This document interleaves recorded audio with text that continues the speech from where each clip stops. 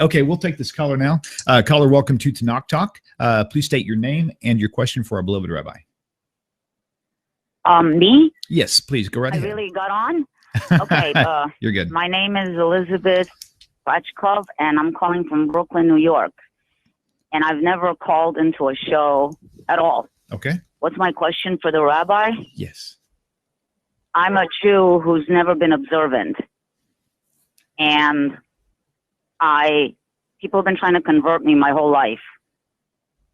And by accident, I found Rabbi Singer, who's the first rabbi that I could listen to.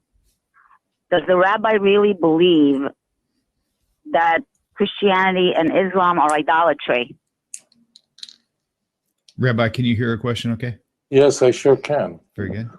Okay, thank you for your question. Okay, Elizabeth, just if you want to just listen in for your question, we can disconnect now if you'd like to, or you can choose to stay online with Rabbi. It's up to you. Okay. I'll be quiet and stay online. Okay, that's fine. Okay, that's great. fine. That way, if you have something you want to stick in there, you feel free to do that. The question is what is the status of Christianity and Islam in the eyes of God in the Jewish faith? They're very, very different. The question was specifically idolatry, so I'm going to answer that question in that narrow sense. Christianity is complete idolatry. Now, when I say Christianity, to be clear, there are some Christian denominations, and there are probably over 1,000 Christian denominations. Christianity is by far the most variegated religion in the world. The majority of Christians in the world, the vast majority of the Christians in the world, worship a man as a god of a distinct person from the Father. That's very important. And they believe in what is called the doctrine of the Trinity, which was a self-inflicted wound with the church brought upon itself, a wound from which they never recovered. So therefore Christianity is absolute idolatry and in fact in many ways it's the worst form of idolatry, because Christians genuinely worship the God, the Father. They worship the Father as a God, as the creator of the universe, but in addition to him, they worship Jesus. Now it's very important. Almost all Trinitarians worship Jesus as a distinct person from the Father. So that means they have a husband, God, but they have on the side somebody else who they pray through, who they pray to, and therefore it's complete idolatry. And it's worse in that sense than just worshiping stones and trees and so on, because those who just worship idols and so on, they don't worship a father. They're not married to the Father.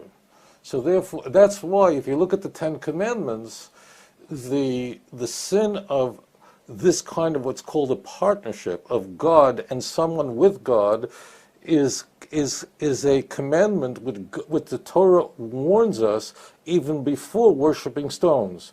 The Ten Commandments in Exodus 20 begin, I am the Lord your God who took you out of Egypt from the house of bondage. Lo yihi elecha Elohim achem al panai. You shall have no other gods upon my face. And this is what Elijah was facing in 1 Kings 18. Jews who they worship Baal, but it's very clear they also worship God, the God of Israel. They worship both. And Elijah asked them, how long are you going to try to have both? This is the worst thing. So so Christianity definitely falls into the area of idolatry, utterly and completely. And the Jew, in fact, is called upon to give his or her life rather than convert to Christianity, which many thousands of Jews did throughout history. Islam has a very unique status, and again, this is an area of idolatry, in that the Islam is definitely not idolatry. Muslims worship one God, absolutely worship one God. There are Christians who make claims about Islam that they worship moon gods. That's absolute nonsense. Muslims worship one God. They're very clear about that in Surah 2. 163, it's very clearly outlined in the Quran that there is no else, just one God, and therefore Islam has a unique status in that they are not idol worshippers at all. They worship one God.